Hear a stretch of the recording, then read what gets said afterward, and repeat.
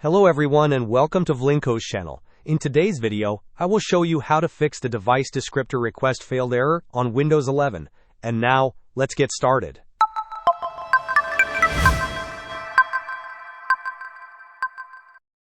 The device descriptor request failed error can be a frustrating issue, but fortunately, it is often quite simple to resolve. We will walk through the most effective methods to get your devices working correctly again. First, let us try a straightforward reinstallation of the problematic device driver. To begin, open the Windows search bar and type Device Manager. Select Device Manager from the search results to open the utility.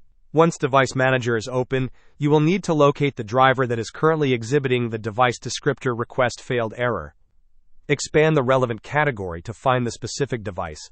Right-click on that driver and select Uninstall Device from the context menu. Confirm the uninstallation if prompted, ensuring the device is removed completely.